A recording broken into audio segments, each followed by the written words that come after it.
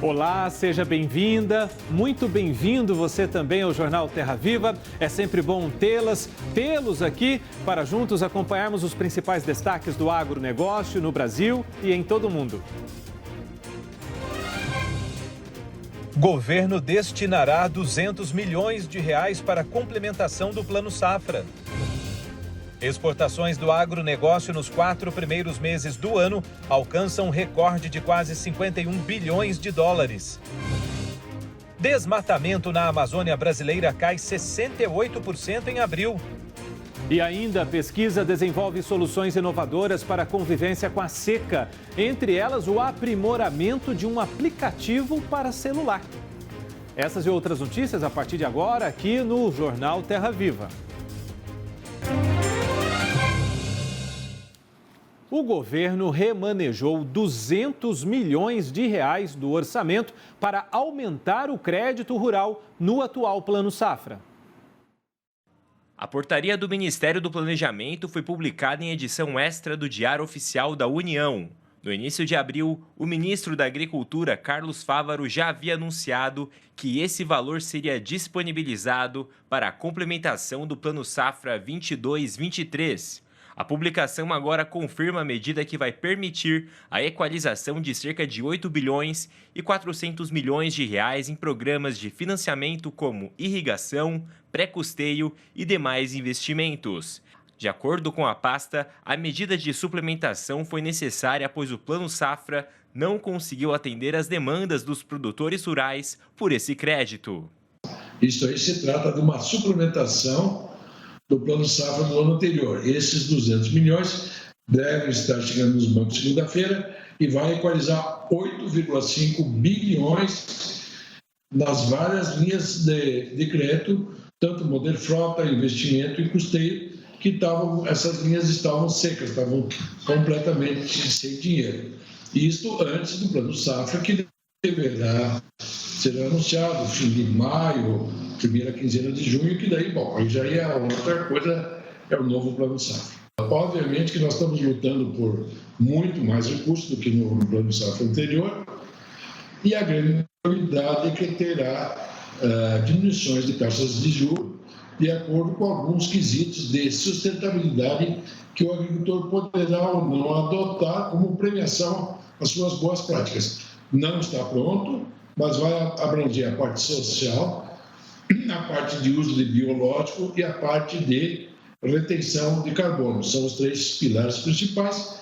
Cada um deles vai ter uma taxação a menor de taxa de juros. A parte disso, nós também temos um grande plano de recuperação de pastagem, como também a transformação de pastagem em lavoura. Esse é um plano muito ambicioso que nós vamos começar no Plano Safra, para dar um início, e dali 90 dias queremos ter um plano bem mais ambicioso. Ótima notícia. Olha, vamos para o mercado internacional porque as exportações alcançaram 50 bilhões e 600 milhões de dólares nos 4 primeiros meses deste ano.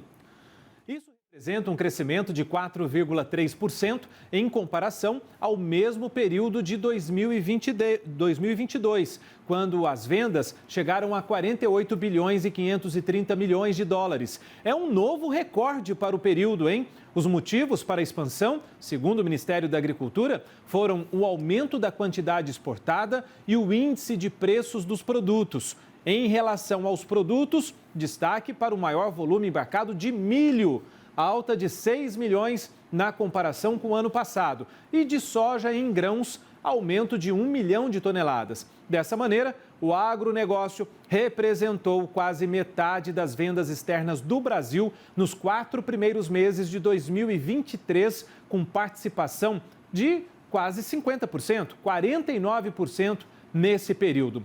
Por isso, a gente já vai falar com o Silmar César Miller, que já está conosco aqui, né, Silmar, para contar para a gente a respeito desse comportamento positivo das exportações. Vai seguir os próximos meses assim? Como é que a gente vê qual é a tendência do Agritendência para junho e julho? Boa noite, Silmar.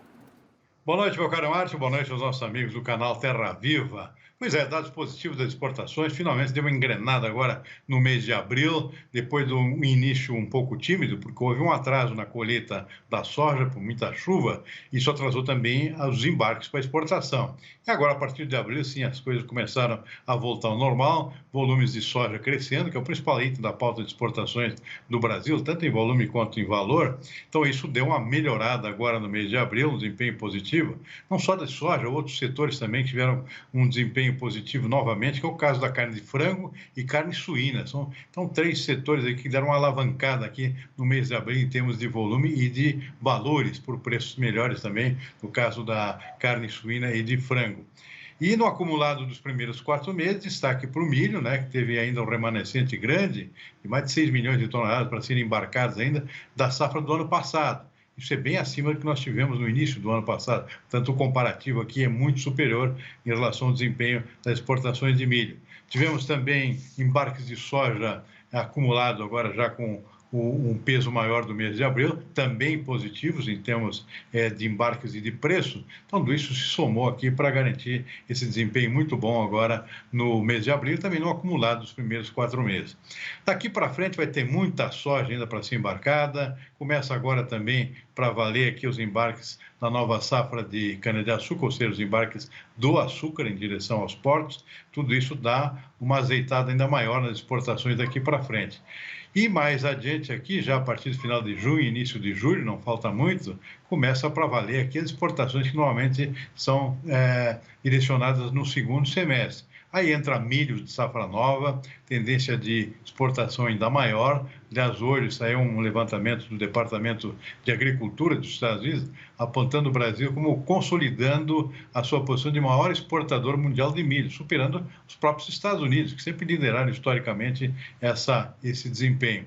Então, aí entra milho, safra nova, entra algodão, também com tendência de crescimento na produção e nas exportações, entra café, ou seja, tudo levando a crer que nós vamos terminar esse ano com um novo desempenho muito bom nas nossas exportações, embora falte um pouco de preço, né? O preço para milho e soja não está bom, mas o volume deve ser muito maior. Então, se não vamos repetir o desempenho espetacular do ano passado, quando o Brasil chegou a exportar quase 160 bilhões de dólares, um recorde absoluto, nós vamos chegar perto disso com o aumento do volume das nossas exportações previstas para os próximos meses.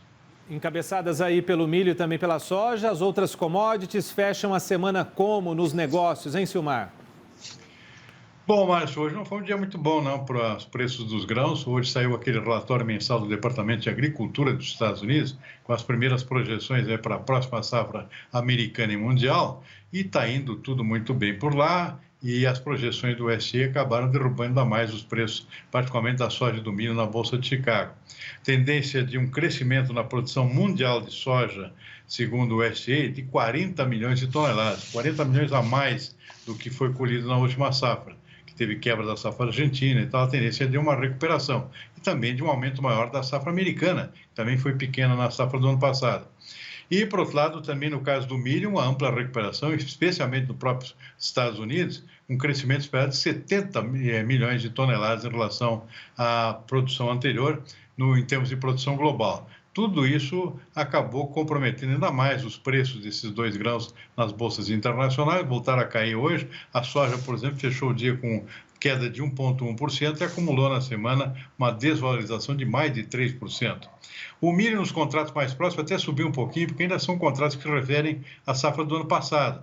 Para a safra nova americana, isso já refletiu na Bolsa de Chicago com queda hoje nos contratos futuros a partir de setembro. E o milho, de qualquer forma, fechou com um saldo negativo na semana. Então, essa é a má notícia, ou seja, produção maior, preço menor.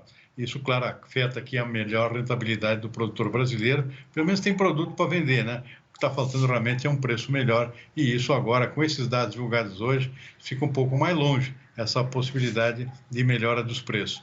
O trigo chegou a subir hoje na Bolsa de Chicago, safra americana com tendência de ser menor, segundo o levantamento do USDA divulgado hoje.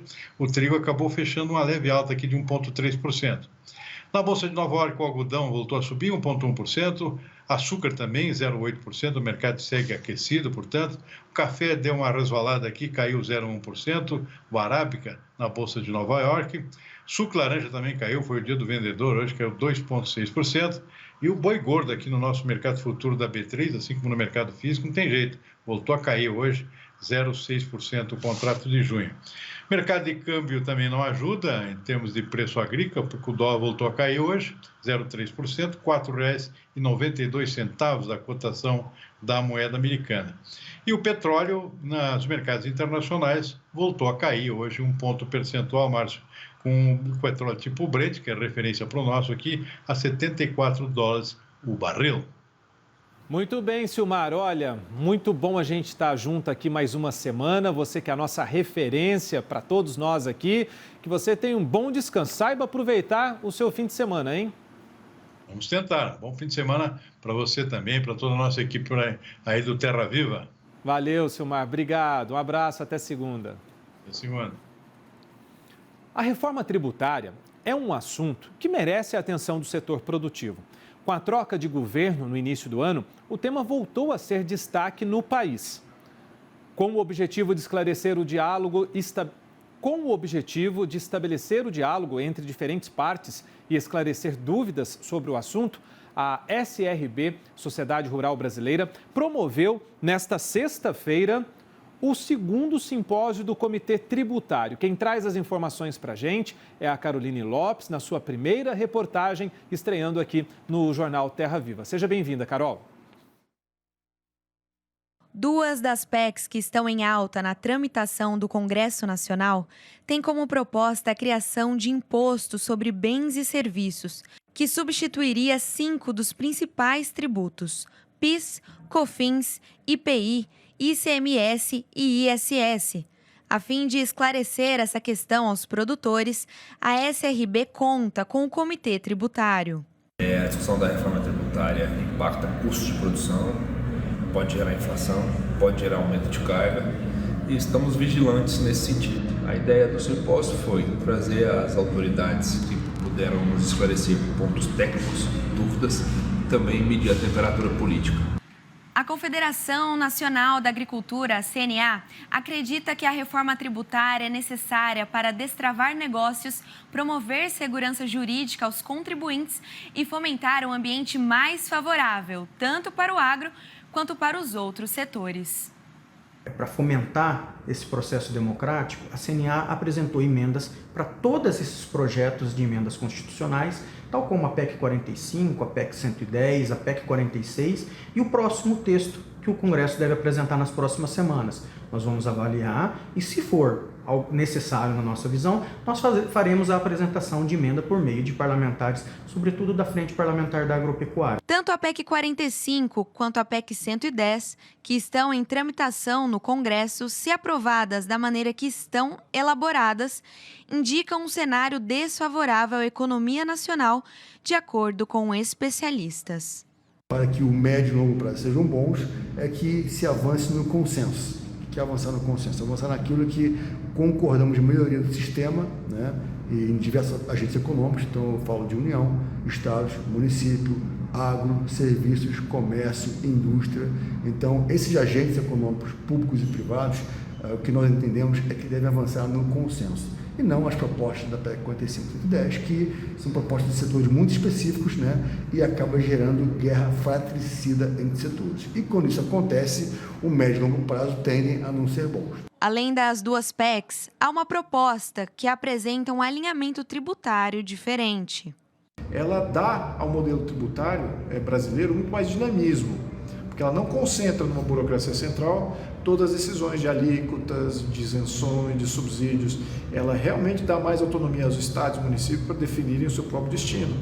Ao mesmo tempo que ela faz isso, ela dá muito mais dinamismo para os empreendedores, porque ela não onera a cadeia produtiva. Com tantas incertezas no que se diz respeito à reforma tributária, o simpósio realizado pela Sociedade Rural Brasileira tem colocado em pauta diferentes pontos de vista. Nós tivemos também a preocupação de trazer visões diferentes, de uma forma em que a gente pudesse fazer um contraponto nas visões que não nos interessam. Tivemos a divulgação de alguma coisa que ainda não está posta à mesa para discussão, como é o caso da PEC 007, E então eu acho que nós demos uma grande contribuição para essa discussão. Esse é o caminho. Parabéns, presidente Bortoloso, à SRB, pela iniciativa. A seguir, pesquisa desenvolve soluções inovadoras para a convivência com a seca. E você vai ver ainda, desmatamento na Amazônia cai em abril. Os dados a gente mostra depois do intervalo. Eu estou aqui esperando todo mundo. Até já.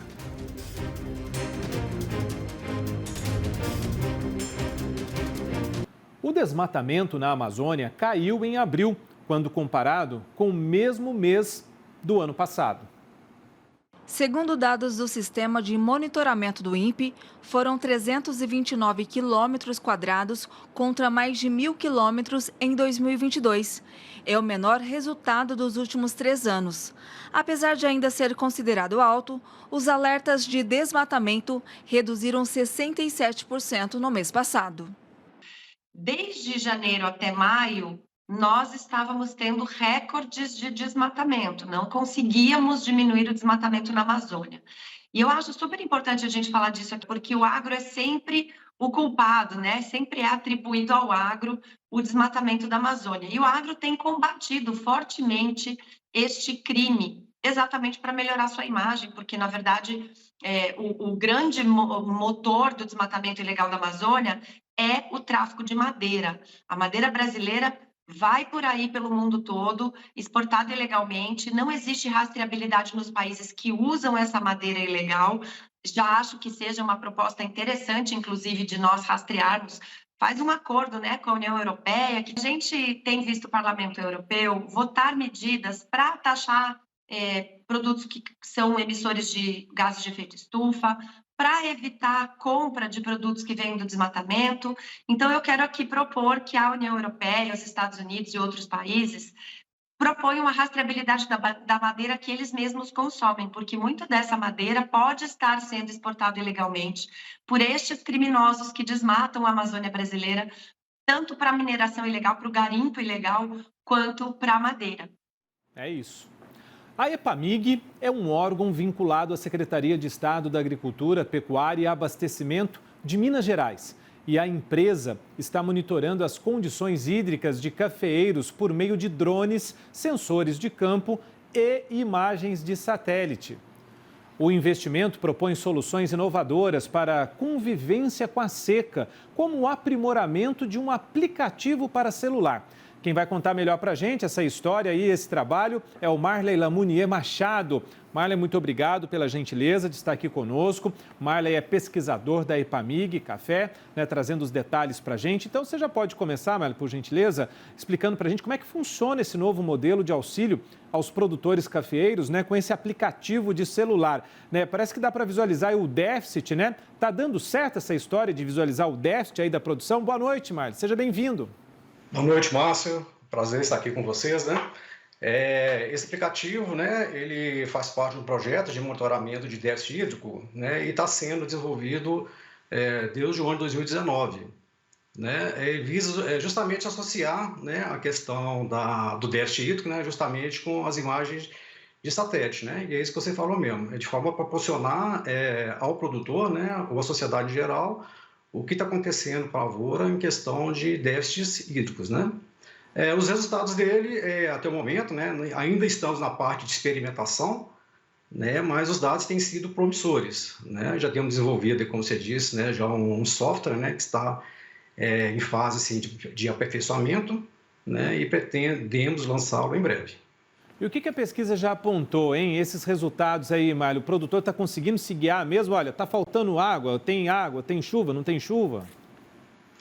Olha, então, o software, como eu te falei, ele está em fase experimental, né? Então, a gente não consegue ainda mensurar isso diretamente com o produtor, né? Se está atendendo à expectativa dele. No entanto, assim, o uso assim, em fase experimental, né, tem sim obtidos bons resultados, né? O acompanhamento assim, da questão hídrica tem mostrado resultados bastante promissores, Romance. E onde está acontecendo essa pesquisa? Assim, propriedades rurais, né, produtores de café, de quantos e quais municípios mineiros?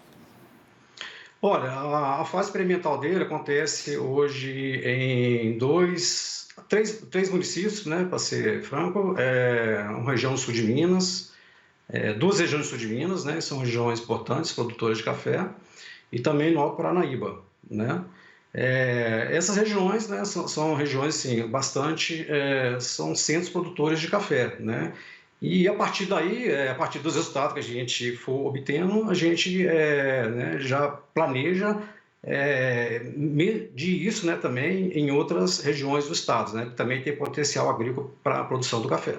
Muito bem, já que você falou isso de outras regiões do estado, né? Os produtores têm interesse em participar dessa pesquisa, em ter acesso já durante o trabalho de desenvolvimento, podem entrar em contato com a EPAMIG. A EPAMIG vai requisitar novos produtores para serem voluntários? Como é que é? Assim, a gente procura sempre, no desenvolvimento do nosso trabalho, contactar já o produtor, né?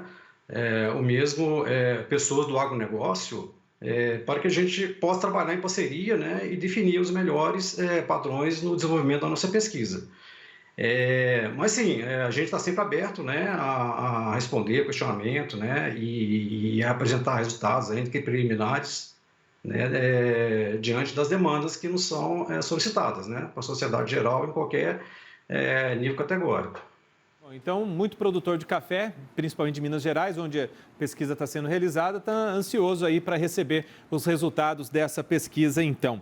Olha, quem conversou com a gente aqui foi o Marley Lamunir Machado, ele é pesquisador da EPAMIG, né, a empresa de pesquisa de Minas Gerais, ligada à Secretaria de Agricultura. Marley, muito obrigado, parabéns aí à EPAMIG, aos pesquisadores, a todos que trabalham para nos auxiliar na evolução do nosso agro, viu? Boa noite para você, bom descanso. Boa noite, eu agradeço a oportunidade e espero que seu canal ofereça também oportunidade para outros colegas nossos, né? Temos muito trabalho bons para serem apresentados. Muito obrigado. A EPAMIG é sempre queridíssima e bem-vinda aqui, todos que trabalham com pesquisa. Obrigado, viu? Um abraço. Obrigado. Valeu.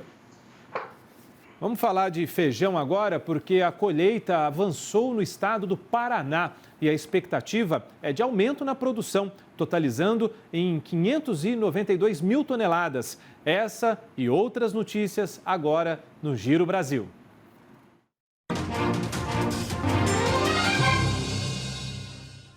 A Secretaria de Agricultura de São Paulo, a FAESP e o Senar assinaram um termo de intenções focado em iniciativas para desenvolver o agro paulista. Na parceria, consta a operação de máquinas e manutenção das estradas de escoamento da produção agropecuária e assistência aos pequenos e médios produtores rurais, além de eventos, dias de campo e demonstrações técnicas. A colheita de feijão avança no estado do Paraná e a expectativa é de aumento na produção, totalizando 592 mil toneladas. Os números mostram aumento de 5,5% em relação à colheita do ano passado. O clima é um dos principais fatores que estão ajudando neste crescimento. E os produtores começam a se preocupar agora com a situação das temperaturas para as próximas semanas. Uma planta verticalizada de produção de fertilizantes verdes e hidrogênio deverá ser construída em Uberaba, aqui no Triângulo Mineiro, e vai oferecer uma capacidade de produção de 500 mil toneladas por ano para o consumo brasileiro. Lembrando que nosso país importa mais de 80% de suas necessidades do insumo, e para garantir uma produção sustentável de hidrogênio, nitrogenado e amônia, o empreendimento busca consumir elevados volumes de energia renovável, somando algo por volta de 285 megawatts. Produtores rurais do Distrito Federal aprendem técnicas para filetagem de pescados no Paranoá. O curso de filetagem foi oferecido pelo Centro de Formação Tecnológica e Desenvolvimento Profissional da Emater DF. O conteúdo tratou as boas práticas de fabricação, higiene do processador, dos alimentos, do ambiente e a prática de corte para retirar os filés do peixe. Além da técnica de conservação do pescado, é claro.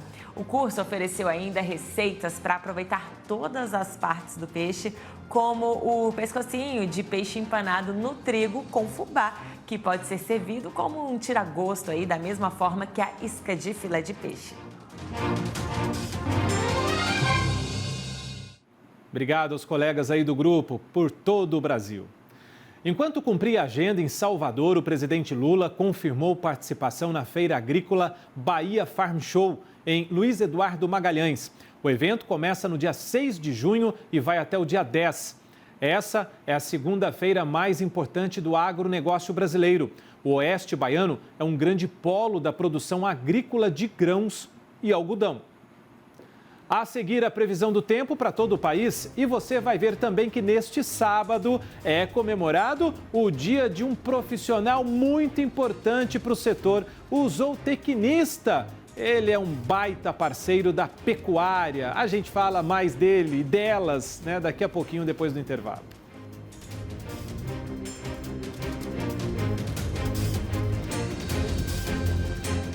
Olha essa, gente, frio também onde faz muito calor. Isso mesmo, Campo Grande registrou mínima de 13 graus com sensação de 10 graus na manhã desta sexta-feira. Em Dourados, também no Mato Grosso do Sul, o frio bateu em 12 graus. Em outra cidade do estado, Iguatemi, a mínima foi de 11. O pessoal aí deve estar danado aí com esses casacos tirando do guarda-roupa, né? Então vamos saber como é que fica a previsão do tempo para todo o país nesse fim de semana. E quem vai contar para a gente como é que fica o clima é a Luísa Cardoso. O NOAA atualizou o relatório do El Niño e o destaque é justamente que esse fenômeno que aquece a água do Oceano Pacífico deve começar no final do outono aqui no Brasil, entre o trimestre de maio, junho e julho. Além disso, 90% de chance de durar até o verão de 2023-2024. E aqui no Brasil, a atuação do El Niño, principalmente no norte, reduz a quantidade de chuva. Então, os produtores do Mato Piba, principalmente de soja, podem ser prejudicados no início de 2024. Além disso, no sul do país, que é uma região que veio de estiagem do Laninha, dos efeitos do Laninha, nos últimos 3 anos, a falta de chuva prejudicou as produções, agora o El Niño vem com alta umidade, principalmente no verão. Então, essa umidade é muito bem-vinda, a não ser que ela venha com excesso, é claro. Em relação ao tempo neste sábado, a condição ainda é de sol em boa parte do centro-sul. Não chove, principalmente entre Mato Grosso do Sul, Goiás, boa parte de São Paulo, Triângulo Mineiro e nos 3 estados do sul do país. Inclusive, no amanhecer deste sábado, ainda há possibilidade de formação de geada nas áreas mais altas da Serra Catarinense e também da Serra Gaúcha. Já em relação ao Espírito Santo e o Nordeste de Minas Gerais, as pancadas de chuva devem acontecer a qualquer momento do dia, intercalando períodos de céu nublado. Também chove forte no oeste e na metade sul do estado baiano, assim como em todo o norte do país, em função da zona de convergência intertropical. Na costa leste do litoral e também em áreas do Piauí e do Ceará, a chuva intercala períodos de sol, mas com baixo volume acumulado. Falando nas temperaturas neste sábado, 30 graus de máxima em Natal, 29 em Salvador, e no sul do país a massa de ar polar continua atuando, então as temperaturas máximas ainda devem ser mais amenas. 21 na capital paulista, 18 em Curitiba e 21 também em Porto Alegre. Na próxima semana, os maiores volumes de chuva ficam concentrados ainda no norte do país, beneficiando os cultivos de segunda safra, mas pode ainda interromper o avanço da colheita da soja no Pará. Já em relação a todo o Centro-Sul, tempo firme favorece os trabalhos em campo. Boa, Luísa, obrigado. Olha, gente, neste sábado, 13 de maio, é comemorado o Dia do Zootecnista e da Zootecnista também, né? São profissionais que são grandes parceiros aí da pecuária e atuam na produção animal do campo até a mesa. Há pouco mais de 50 anos, o Brasil começava a se transformar no campo, deixando de ser um importador para exportador de alimentos. E foi assim, com o desenvolvimento do segmento agropecuário brasileiro, surgiram também muitas profissões, que tornam mais prático o trabalho do produtor rural. Uma dessas profissões é a zootecnia. E a primeira escola foi em Uruguaiana, no Rio Grande do Sul, com um apoio muito forte do professor Otávio Domingues, onde se criou a primeira universidade de ensino de graduação em zootecnia no Brasil em 1966. São muitas as atribuições de um profissional de zootecnia que podem ser divididas em 4 eixos. São eles: melhoramento genético, extensão rural, nutrição e gestão da propriedade como um todo. Com a boa alimentação você vai ter um animal saudável, muitas vezes eliminando até os aspectos aí sanitários que também são bastante complicados e que seria um campo específico para o veterinário. A zootecnia trabalha com diversas espécies, desde animais de pequeno porte até grande porte. E hoje, a profissão possui um papel importante e vem se tornando essencial na propriedade, como explica o pecuarista Josefino Mariano. O zootecnista, como é a Cláudia que nos assiste aqui, eu já falei, é o princípio de tudo, porque você tem uma escolha de semente, né, através do zootecnista, tem um acompanhamento animal, tem um acompanhamento de quantidade de alimentação que deve ser fornecida, a melhoração do complemento do gado. Então, o zootecnista, para mim, teria que ser mais valorizado. O pecuarista Josefino Mariano recebe a assistência técnica da zootecnista Cláudia Coelho, que faz parte da equipe de servidores da Emater do Distrito Federal. Ela conta que para o trabalho do profissional de zootecnia ter êxito, é preciso conhecer a propriedade rural como um todo. A gente recebe a demanda do produtor, a gente marca essa visita, vem até a propriedade, conhece a criação, a gente observa tudo, desde o manejo, a nutrição, a parte de sanidade, e a gente vai orientando da melhor forma possível para a gente melhorar isso, pensando também na gestão da propriedade, na comercialização dos produtos para gerar uma renda para o produtor. E é uma atividade que cada vez mais vem ganhando a confiança do produtor. Que dá toda essa assistência para a gente, do plantio, do tratamento da terra, da correção, como é que se diz, sobre cirurgia, castração, controle parasitário, tudo isso a Emater oferece hoje aqui na nossa região. Então a gente tem que agradecer isso aí. O Dia do Zootecnista é comemorado no dia 13 de maio. Esse profissional que se empenha em estimular o setor agropecuário. Veja como é a dedicação deles no campo. A zootecnia é uma paixão. Eu acho que você trabalhar com ela todos os dias, cada dia aprendendo mais, que você vê a parte do manejo, você convive ali na parte da nutrição, o desenvolvimento das cadeias produtivas, gerando renda para o produtor. Isso traz muito prazer e crescimento, né? Muito bom. Outra profissional tão importante quanto os demais aí na cadeia, né, produtiva do agronegócio. Aliás, nós aqui do canal Terra Viva somos muito orgulhosos porque a comandante do canal Terra Viva é uma zootecnista, a Cristina Bertelli. Então, abraçando a nossa diretora-geral do canal Terra Viva, que é zootecnista, a gente abraça todos e todas zootecnistas do nosso Brasil, a quem a gente agradece muito pelo que fazem pelos produtores.